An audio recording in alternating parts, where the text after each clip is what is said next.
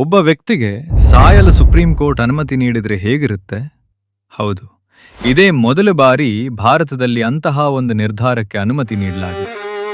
32 ವರ್ಷದ ಹರೀಶ್ ರಾಣಾ ಪಂಜಾಬ್ ಮೂಲದ ಯುವಕ. 13 ವರ್ಷಗಳ ಹಿಂದೆ ಪಿಜಿ ಕಟ್ಟಡದಿಂದ ಬಿದ್ದು ತಲೆಗೆ ಭಾರೀ ಗಾಯವಾಯಿತು. ಅದಾದ್ಮೇಲೆ ಅವರು ಕೋಮಾ ಸ್ಥಿತಿಯಲ್ಲಿದ್ರು.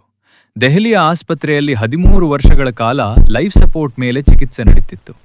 ಆದರೆ ವೈದ್ಯರ ಪ್ರಕಾರ ಗುಣಮುಖವಾಗುವ ಯಾವುದೇ ಸಾಧ್ಯತೆ ಇರಲಿಲ್ಲ. ಆದ್ದರಿಂದ ಅವರ ಪೋಷಕರು ದಯಾಮರಣಕ್ಕೆ ಅನುಮತಿ ಕೊಡಿ ಎಂದು ಸುಪ್ರೀಂ ಕೋರ್ಟ್ ಮೊರೆ ಹೋಗಿದ್ರು. ಹಾಗಾದ್ರೆ ದಯಾಮರಣ ಅಂದ್ರೆ ಏನು? ಒಬ್ಬ ರೋಗಿ ತುಂಬಾ ಗಂಭೀರ ಸ್ಥಿತಿಯಲ್ಲಿ ಇದ್ದು ಮತ್ತೆ ಬದುಕುವ ಸಾಧ್ಯತೆ ಇಲ್ಲದಿದ್ದಾಗ ಅವನಿಗೆ ನೀಡುತ್ತಿರುವ ಲೈಫ್ ಸಪೋರ್ಟ್ ಅಥವಾ ಚಿಕಿತ್ಸೆ ನಿಲ್ಲಿಸುವ ಮೂಲಕ ನೋವುರಹಿತವಾಗಿ ಸಾವನ್ನು ಅನುಮತಿಸುವುದನ್ನು ದಯಾಮರಣ ಎಂದು ಕರೆಯುತ್ತಾರೆ. ಸುಪ್ರೀಂ ಕೋರ್ಟ್ 2018ರ ಗೈಡ್ಲೈನ್ ಪ್ರಕಾರ ಇಂತಹ ಪ್ರಕರಣಗಳಲ್ಲಿ ನ್ಯಾಯಾಲಯದ ಅನುಮತಿ ಇದ್ದರೆ ಪ್ಯಾಸಿವ್ ಯೂಥನೇಷಿಯಾ ನೀಡಬಹುದು. ಹೀಗಾಗಿ ಈಗ ಹರೀಶ್ ರಾಣಾಗೆ ನೀಡುತ್ತಿರುವ ಲೈಫ್ ಸಪೋರ್ಟ್ ಅನ್ನು ನಿಷ್ಕ್ರಿಯಗೊಳಿಸಿ ದಯಾಮರಣ ನೀಡಲಾಗುತ್ತದೆ. ನಿಮ್ಗೇನನ್ಸ್ತಿದೆ? ಇದು ಸರಿಯಾದ ನಿರ್ಧಾರವೇ ಅಥವಾ ಬೇರೆ ಮಾರ್ಗ ಇರಬೇಕಿತ್ತಾ? ಕಾಮೆಂಟ್ನಲ್ಲಿ ನಿಮ್ಮ ಅಭಿಪ್ರಾಯ ಹೇಳಿ.